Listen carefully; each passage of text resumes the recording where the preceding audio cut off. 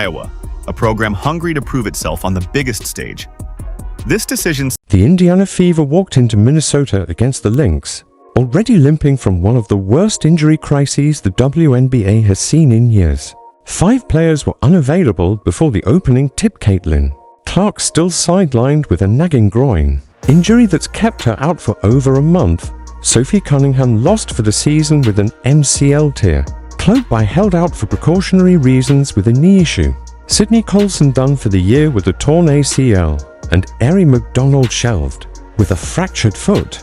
That's half a roster wiped away before the game even started. To make matters worse, Odyssey Sims, the veteran signed on a hardship contract, was clearly nowhere near full health. But with the Fever so thin, she limped onto the floor anyway, just to give her team a fighting chance. That's not strategy, it's survival basketball. And yet, injuries weren't the only opponent the Fever had to deal with. The referees made sure of that. Midway through the game, Lexie Hull, who's already been asked to shoulder an impossible load in this stretch, fought for position against Kayla McBride. The result? Hull caught a brutal elbow straight to the face. She collapsed, holding her jaw, and the crowd braced for an obvious flagrant. But instead of penalizing McBride, the whistle went against Hull, the very player who had just taken the shot to the face. Fans were stunned. Clark, watching from the bench in street clothes, was furious. This wasn't just a blown call. It was another chapter in a growing trend, Indiana taking the hits, Indiana paying the price, and Indiana being told to keep quiet about it. If this was an isolated mistake, maybe fans could forgive it. But it's not. Time after time this season, the Fever have been on the receiving end of some of the harshest officiating in the league. Hard shoves, dangerous plays, elbows to the face, it doesn't matter. More often than not, the calls go against Indiana. And when you pile that on top of their injury disaster, it feels like the deck is being stacked against them in their playoff. FIGHTTHAT's the reality this team is living in right now. Imagine walking into a game already down 5 players, relying on hardship contracts and last-minute signings just to field a lineup. Lexie Hull and Kelsey Mitchell are logging career-high minutes, not because the coaching staff wants it, but because there's literally no one else available. 2 nights earlier against the Lynx, Hull played 37 minutes and dropped 23 points purely out of necessity. Mitchell, meanwhile, continues to put up superstar numbers, 26 points in this game alone while being trapped, hacked, and doubled at every turn. They're giving everything they have just to keep the Fever afloat. Coach Stephanie White has admitted as much, acknowledging that her team simply doesn't have the depth to match the physicality opponents are throwing at them. Players like Shey Peddy, aerial powers, and Sims are being thrown into major minutes without chemistry, rhythm, or preparation and still expected to deliver. That's not sustainable. That's not even fair. And yet, despite the adversity, the Fever continue to fight. They battle possession by possession, refusing to fold. But when the referees pile on top of the injuries, survival becomes almost impossible. The McBride-Hull incident was the perfect snapshot of everything wrong right now. A team already down to its last legs, punished again by the very officials who are supposed to protect them. Across social media, Fever fans erupted. Was this just incompetence? Or is there something deeper going on? Because it's starting to feel like Indiana is being officiated differently, targeted with more physical play, and denied the same whistle that other teams get. Whatever the truth, the optics are ugly.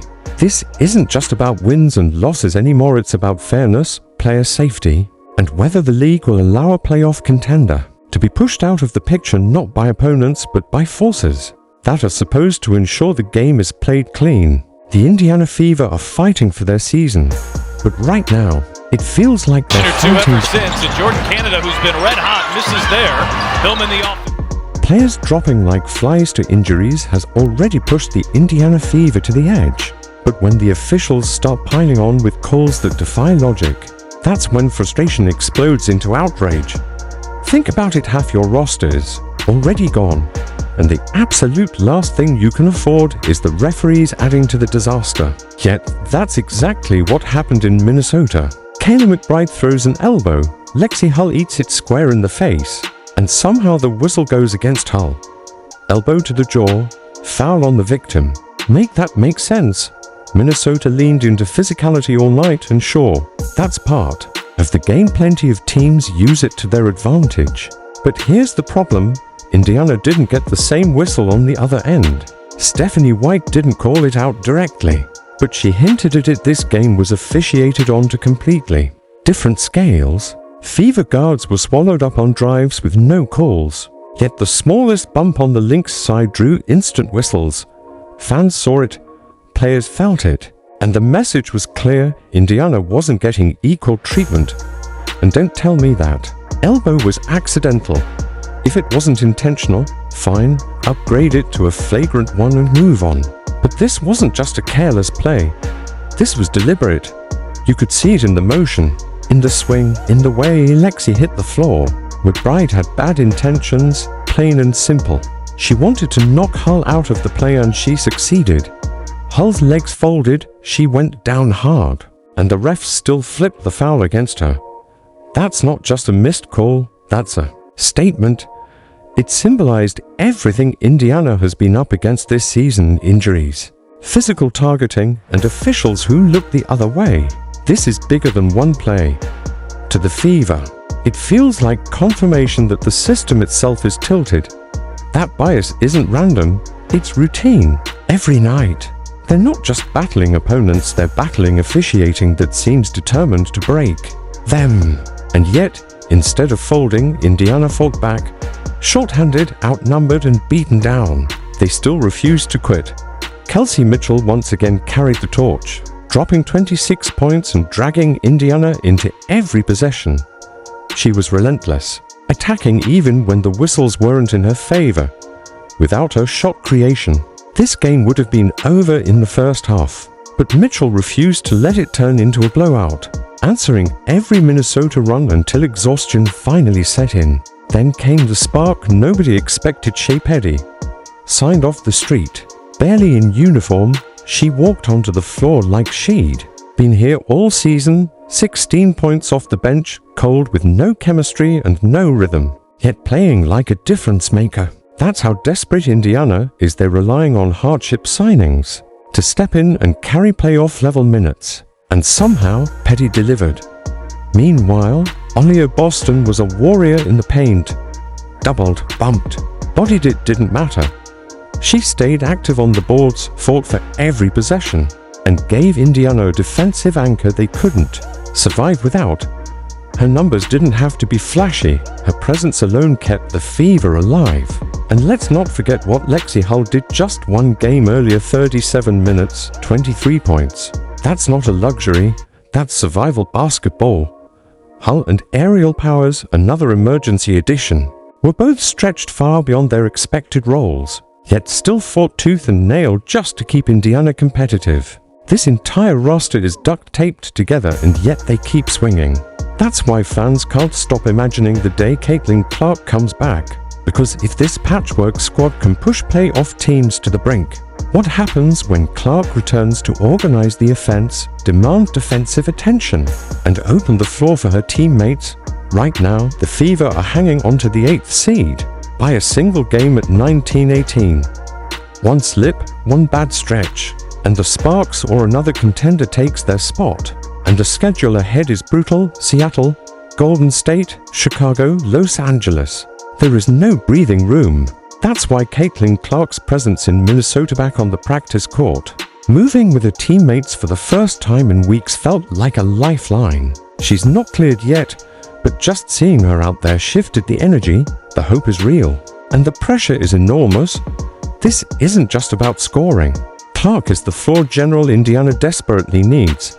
Without her, every possession feels disconnected. With her, Boston and Mitchell become lethal, the offense flows, and this patchwork team transforms back into a playoff caliber unit.